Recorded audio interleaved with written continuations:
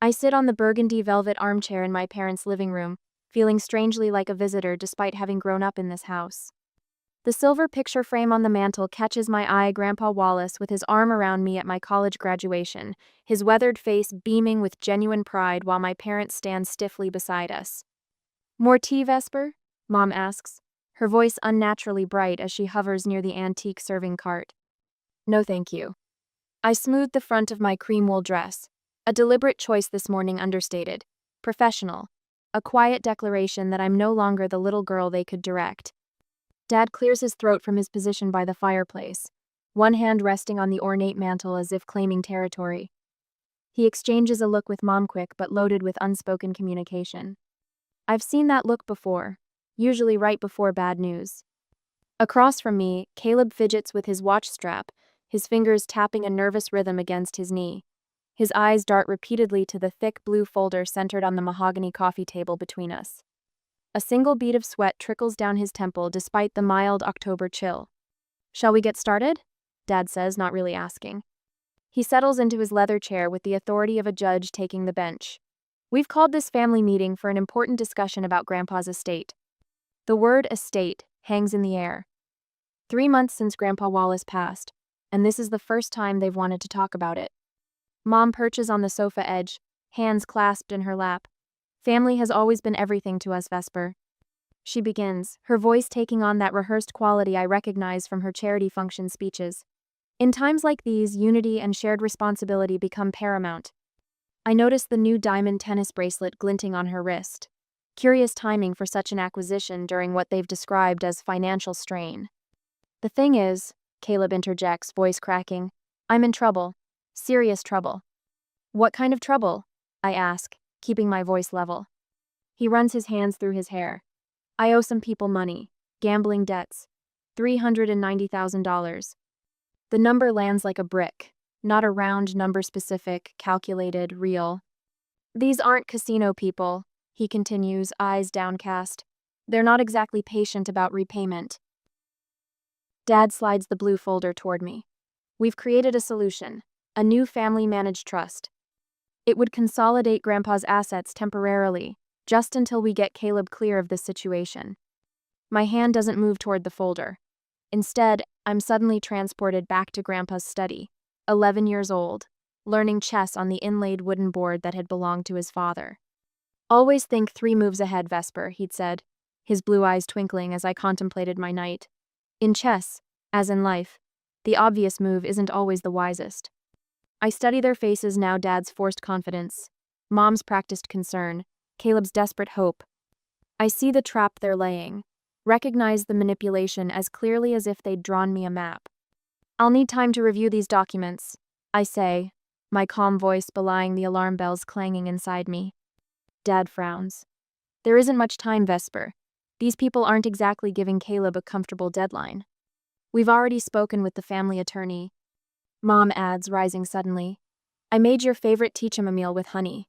She returns with a delicate porcelain cup I've never particularly cared for. Caleb leans forward. "They threatened me, Vez. Said they know where I live, where I go. One of them mentioned how nice our parents' neighborhood is." His voice breaks. "I don't know what they might do." I take the folder but don't open it. "Exactly how would this new trust work?" "Simple restructuring," Dad replies too quickly. "Just temporary control under the family name instead of being divided. For protection." 30 minutes, I say, standing up. "I need to make a quick call first." "Who could you possibly need to call right now?" Mom asks, her pleasant mask slipping. "My financial advisor." I lie smoothly. "I want his perspective on the tax implications." Dad's jaw tightens. "This is a family matter, Vesper."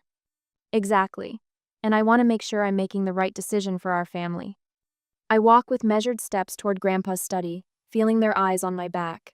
Once inside, I close the heavy oak door and lean against it, allowing myself one deep, steadying breath. The study remains exactly as he left it, leather-bound books lining the walls, the faint scent of pipe tobacco still lingering after all these months. I move to his desk, my fingers tracing the worn edge where he sat for countless hours. I pull out my phone and type a quick text to Gloria. "They're making their move." The response comes almost immediately. "Trust is secure. Proceed as planned." A wave of cool relief washes over me. I tuck my slim portfolio under my arm, the one containing every document Gloria and I prepared over the last 3 months. I touch Grandpa's chest set briefly, grateful for the foresight he taught me. I straighten my shoulders and return to the living room, where my family waits with thinly veiled impatience, completely unaware that I've been anticipating this ambush since the day of the funeral. And I'm already 3 moves ahead. 3 months ago, I stood in the back garden of my childhood home, watching mourners drift across the manicured lawn. The black dress I'd chosen felt too tight around my throat, though the seamstress had assured me the neckline was perfect. Through the study window, I caught a flash of movement. Caleb, hunched over Grandpa's antique desk, sliding something into his jacket pocket. Not grief-stricken. Purposeful. I slipped away from a cluster of distant relatives, their platitudes about better places and long lives well lived, evaporating behind me. Inside the cool darkness of the house, voices carried from the kitchen. Accessing those Vermont properties should be straightforward, Dad said. Wallace always kept immaculate records. Mom's voice dropped to a whisper. Douglas, not today. People might hear. 3 weeks, Miriam. We need to move within 3 weeks while everyone still expects us to be sorting his affairs. The lakeside cabin alone could clear most of our debt. I froze, my hand on the banister. Not the grief of loss, but the calculation of gain. The quiet click of numbers being tallied while Grandpa's body was barely cold. My phone buzzed in my clutch. A text from work offering condolences. I stared at the screen, remembering Grandpa's last words to me, his hand gripping mine with surprising strength as monitors beeped around us. Protect what matters, Vesper. Not everyone understands value.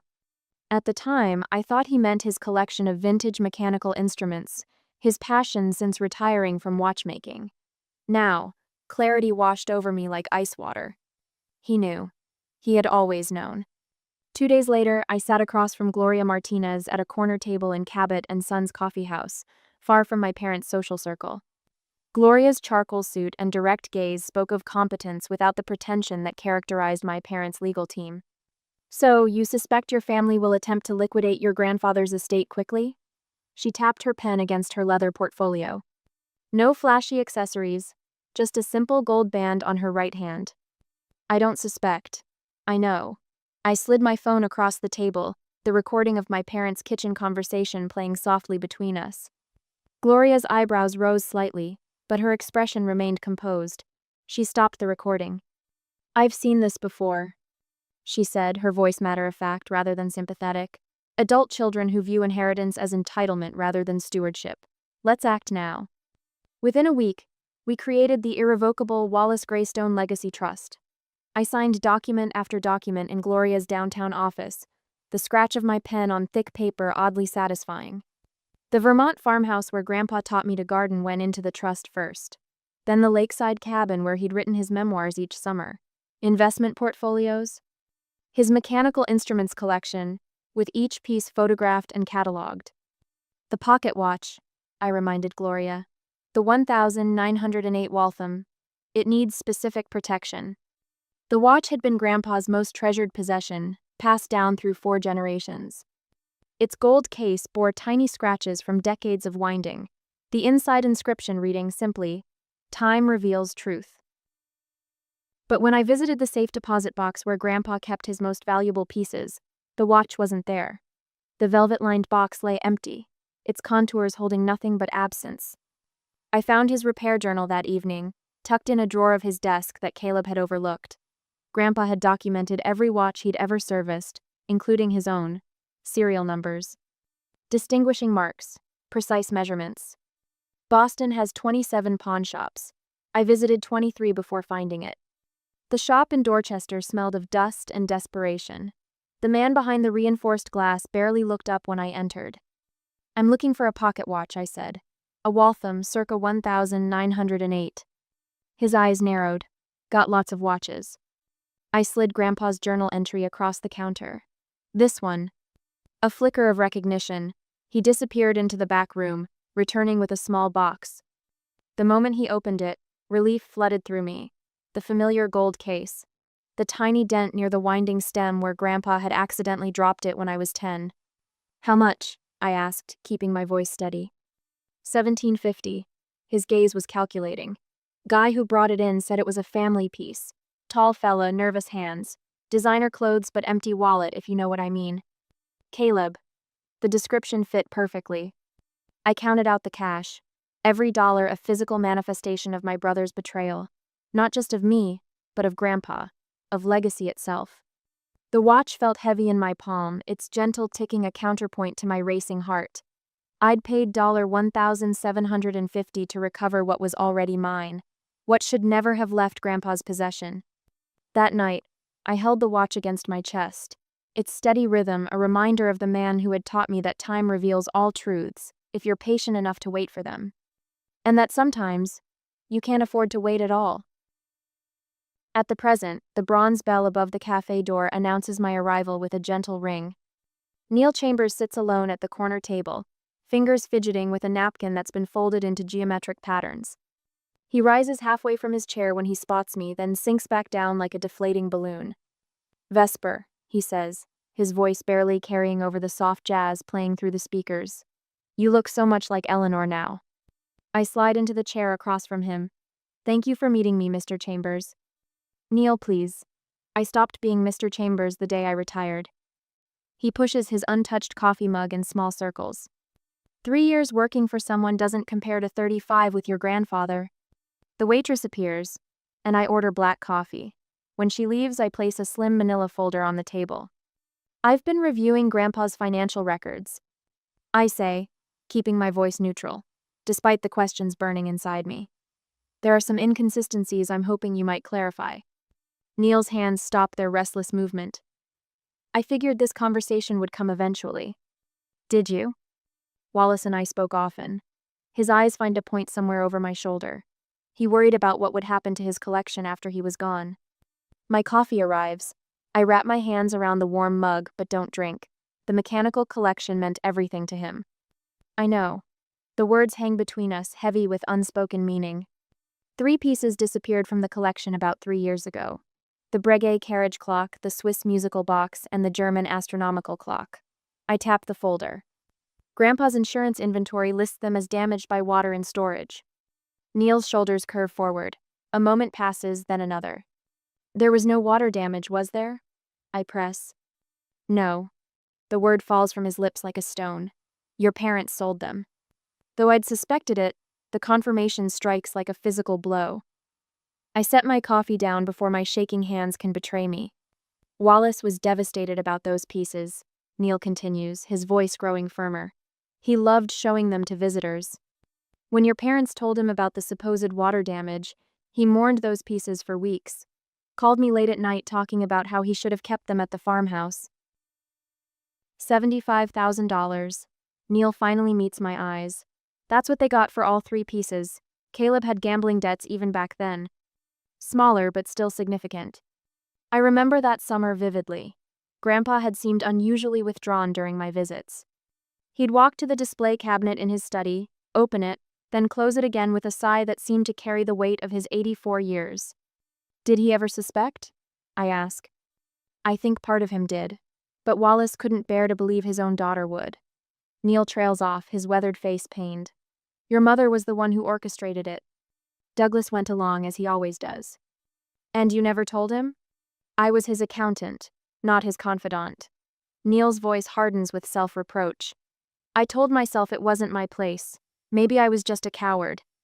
I think of Grandpa, grieving pieces that weren't destroyed but sold behind his back. My hands curl into fists beneath the table. "I should have said something," Neil admits. "By the time I worked up the courage, his health was declining, and I convinced myself it would only cause him more pain. So why tell me now?" Neil pulls a folded sheet from his jacket pocket and slides it across the table. "Because Wallace asked me to watch out for you. 3 months before he passed, he made me promise that if anyone ever tried to access his estate in ways that seemed unusual, I would help you understand what you were dealing with." I unfold the paper. It's a handwritten letter in Grandpa's distinctive script, authorizing Neil to share any financial information with me if necessary. At the bottom, a personal note. "Vesper has always seen clearly. She'll need the truth." "Thank you," I say, tucking the letter into my folder. "There's more," Neil says. "Smaller items that disappeared over the years. I've documented everything I could verify. He produces a thin flash drive. Bank transfers, appraisal certificates, dates, it's all there. For the next hour, Neil outlines the systematic plundering of my grandfather's collection. Each revelation stokes the quiet fury building inside me. Not grief, not shock, but a cold, clarifying anger that sharpens my thoughts to a fine point. Back in my car, I call Gloria. They've been selling pieces of his collection for years, I tell her, using the money to bail out Caleb. Does this change our approach? She asks. No, it confirms it. I start the engine. I need you to help me document everything, irrefutable evidence of their actions, organized chronologically. I'll clear my schedule. For the next 2 weeks, I become a financial archaeologist, excavating the truth layer by layer. Gloria and I assemble a comprehensive record of the betrayal. Each stolen item, each forged signature, each manipulated conversation, all meticulously cataloged in a slim leather portfolio. The day of reckoning arrives faster than expected. When I return to my parents' living room after my strategic retreat to Grandpa's study, I find them exactly as I left them, Douglas standing imperiously by the fireplace, Miriam perched on the edge of the sofa, Caleb slouched in defeat. Have you made your decision? My father asks, impatience crackling through his practiced composure. I place my leather portfolio on the coffee table beside their blue folder. Before I consider your proposal, I say, my voice steady as a heartbeat, I have something to share. With deliberate movements, I open my portfolio and begin laying out documents one by one. Trust certificates, asset transfers, legal declarations, all executed weeks ago. What is this? Miriam asks, leaning forward to examine the papers. The Wallace Greystone Legacy Trust, I reply. Established the week after the funeral, irrevocable and secure. Caleb frowns. I don't understand. It means, I say, placing the final document on the table, that the assets are already protected. From you. The color drains from my father's face as comprehension dawns. For the first time in my life, I've moved 3 steps ahead of him, just as Grandpa taught me. The words hang in the air for 3 heartbeats before Dad explodes. This is outrageous! He hurls the documents across the coffee table. You had no right.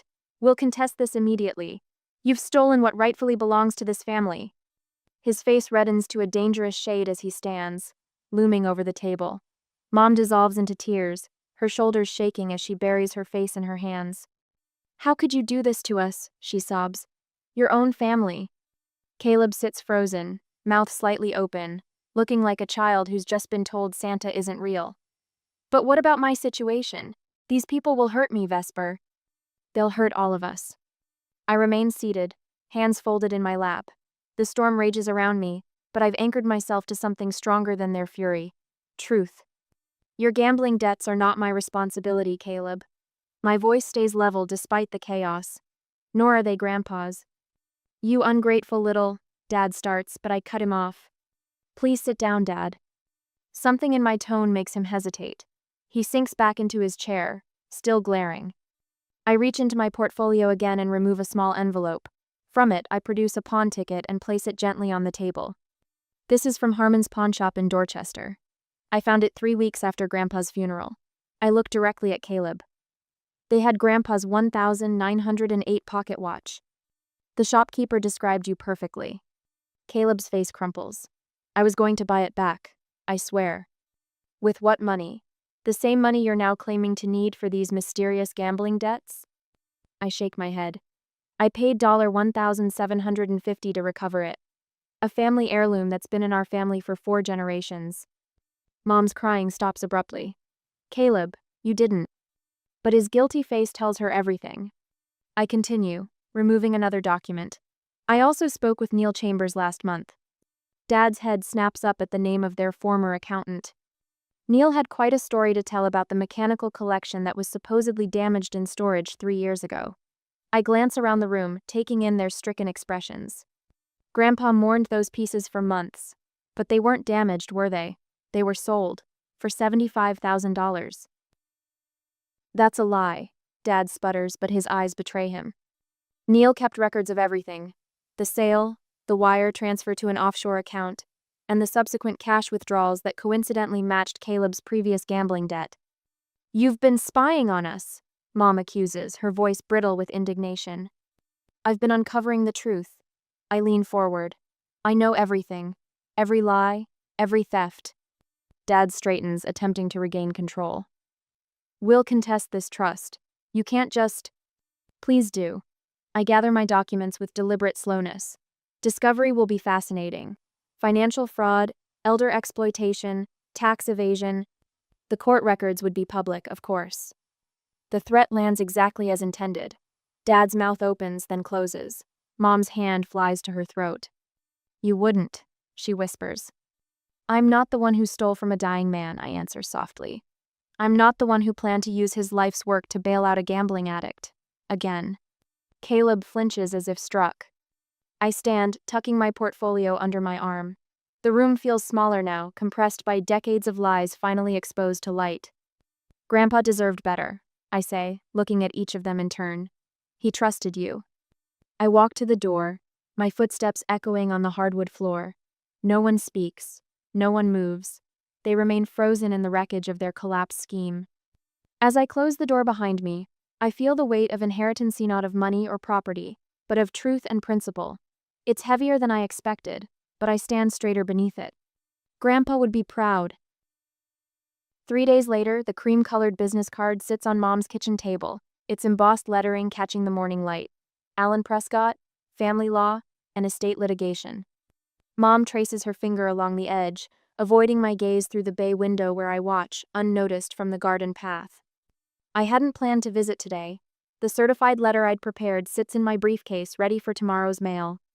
But something pulled me here, intuition, perhaps. Or simply the quiet voice of Grandpa Wallace reminding me to verify before trusting.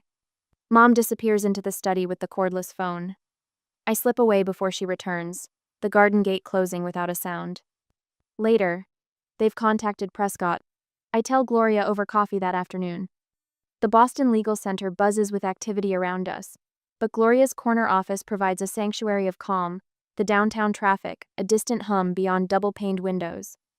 Gloria nods, tapping her pen against her yellow legal pad. Not surprising. What matters is what Prescott tells them. Will he see through the trust? Impossible. Gloria slides a document across her mahogany desk. The Wallace Greystone Legacy Trust is airtight, irrevocable. Even the best attorneys in Boston wouldn't attempt litigation. I scan the document, a summary of potential legal challenges. Each paragraph ends with the same conclusion: futile. The real danger, Gloria continues, leaning forward, her voice dropping, is if Prescott realizes what they did before the trust was established: the pocket watch, the mechanical collection, the documented pattern of theft. I finish. The word hangs between us, heavy with implications. Criminal exposure, Gloria clarifies, her tone gentle but unflinching. Your brother pawned a family heirloom. Your parents sold assets that weren't theirs to sell. Prescott will advise them to walk away before these facts emerge in discovery. My phone vibrates for the third time this hour. Caleb, again. I silence it without looking. They won't stop, I say. They will when they understand there's no alternative. The next morning, my doorman hands me a thick envelope. Dad's handwriting, the expensive stationery he reserves for important correspondence. Inside, photocopies of trust documents, outdated ones from Grandpa's original estate plan, not the new trust we established. His note scribbled in the margin: "We need access to correct this administrative error." I shredded in my office. By noon, Caleb has called 7 times and left 3 voicemails. I listened to the last one during lunch. "Vez, please." His voice cracks, the familiar pattern of manipulation. "These guys came to my apartment last night. Just stood in the hallway watching. They know about Mom and Dad now. They mentioned the Vermont property. Please, I'm scared." I forward the recording to Gloria, adding it to our documentation file. Mom tries next, her approach more subtle. The email arrives at 3:17 p.m. "Darling, I understand you're upset with us. Families sometimes make mistakes out of love. Your father is having chest pains from the stress. The doctor mentioned possible cardiac involvement. Could we please meet, just you and me? No documents, no decisions, just mother and daughter." My finger hovers over the reply button before I close the email. The manipulation feels almost elegant, their careful word choices, the strategic mention of Dad's health. I wonder briefly if his chest pains are real or simply another tactic. That evening, I sit at my desk overlooking Boston Harbor, the lights of the financial district reflecting on the dark water. My calculator and legal pad lay before me, figures carefully arranged. $48,000 for Caleb's 90-day rehabilitation program at Lakeside Recovery, the most respected gambling addiction center in New England. $4,500 for 3 intensive financial counseling sessions for Mom and Dad with Martin Weber, the retirement specialist who helped Grandpa Wallace structure his original estate. My own money, not the trust's. A clean separation between consequence and compassion. I draft the letter myself, though Gloria will review it tomorrow before it's sent certified mail. This offer represents the extent of my personal financial support. The trust assets remain protected and unavailable. Full participation in these programs is required. Zero compliance equals zero support. This offer expires in 7 days. I sign my name, the pen pressing firmly against the paper. Not an olive branch exactly, more like a life preserver thrown with clear instructions: grab it properly or drown. 3 days later, Gloria calls. They held a family meeting last night, she says. Without you, obviously. How do you know? Prescott called me this morning. Professional courtesy. There's a pause, the sound of papers shuffling. He advised them to accept your terms. And? They've agreed. Her voice softens. He also advised them to drop any thought of challenging the trust. Explain the potential exposure they face if they pursue litigation. I close my eyes, picturing them around the dining room table. Dad's frustrated pacing. Mom's calculated tears. Caleb's desperate pleading. The gradual realization that their options have vanished. Is it over? I ask. The battle for the assets? Yes. Gloria hesitates. The family fallout? That's just the beginning. I hang up and walk to the window of my apartment, watching an elderly couple stroll along the harbor walkway, their hands clasped together. The woman leans slightly against the man's shoulder, their pace unhurried, synchronized after decades of walking side by side. Something tightens in my chest, not regret, exactly, but acknowledgement of the cost.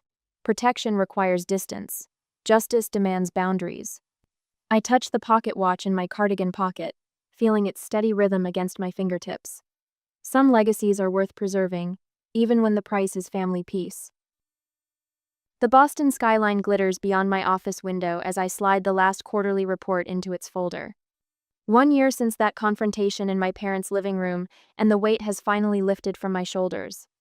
The trust is secure, Grandpa's legacy protected, and my career has taken an unexpected turn toward prominence in the industry. Miss Whitaker? My assistant appears in the doorway. The Wallace Greystone Legacy Grant Committee is online too. I smile, thanking her as I reach for the phone. The grant program funding young watchmakers and restoration specialists has become my favorite professional achievement. Not the cover of Investment Quarterly last month featuring my ethical portfolio strategies, but this small effort to honor what truly mattered to Grandpa. The committee call is brief but satisfying. 6 new apprentices will receive funding this year, including a promising young woman from Vermont who reminds me of myself at 20. My phone buzzes with a text from Gloria as I pack my briefcase. Caleb completed his final counseling session today. Counselor reports genuine progress, still sober. I pause, allowing a small swell of cautious hope. The rehabilitation program wasn't easy for him, months of confronting demons he'd spent years feeding. The night manager position at the hotel isn't glamorous, but it's honest work with structure and accountability. More than I expected, if I'm being truthful. The train ride from Boston to Vermont passes in contemplative silence. Spring has arrived early this year, painting the countryside in tender greens and yellows. I press my forehead against the cool window glass, watching familiar landmarks slide past. Mom and Dad have settled into their condo near Hartford, downsized from the sprawling house where pretense mattered more than truth. The financial counseling sessions were humbling for them, particularly for Dad, whose pride took the hardest hit. We speak monthly now, brief conversations, carefully navigating the broken trust between us. Not forgiveness, not yet, but perhaps something like understanding. Next week, Saturday, the caretaker's truck isn't in the drive when I arrive at the farmhouse. Just as well I need this first visit alone. The freshly painted white clapboards gleam in the afternoon sun, the porch swing restored to its proper place. I run my fingers along the wooden railing Grandpa built when I was 10, remembering how he taught me to sand with the grain. Inside, everything feels both familiar and renewed. The mechanical collection shines behind museum-quality glass, each piece meticulously labeled with its history and significance. No more hidden in storage or secretly sold off. The estate manager has arranged weekend tours for local school children and collectors, just as Grandpa would have wanted. I make my way to his study, now a small reading room with his books lining the walls. From my pocket, I withdraw the 1908 pocket watch, its gold case catching the sunlight streaming through the windows. The mechanism ticks steadily perfect time, just as he insisted. I remember finding it in that pawn shop, the sick feeling when I realized Caleb had stolen it before Grandpa was even buried. Settling into the porch swing as evening approaches, I hold the watch in my palm. Beyond the rolling fields, the sun sinks toward the mountains, painting the sky in amber and rose. A family of deer emerges from the tree line, moving unhurriedly across the meadow where Grandpa and I once planted heirloom tomatoes. The value was never in the things, I whisper, remembering his words. It was in the knowing what matters. What matters is integrity, standing firm when it would be easier to bend, the courage to protect what's right, even when you stand alone. The legacy wasn't the properties or the investments or even this beautiful timepiece. It was the moral compass he calibrated in me, steady as the watch's mechanism. On Monday, I'll interview another potential advisor for the mentorship program I'm building. Young professionals who understand that ethics and finance aren't separate realms but a single ecosystem of trust. As darkness settles over the valley, I close the watch with a soft click. My new family isn't bound by blood but by shared values, Gloria. My colleagues at Meridian who've become friends, the craftspeople maintaining these properties, the students receiving scholarships in his name. Thank you, Grandpa, I murmur, smiling as the first stars appear above the Vermont hills. The pocket watch rests against my heart, keeping perfect time.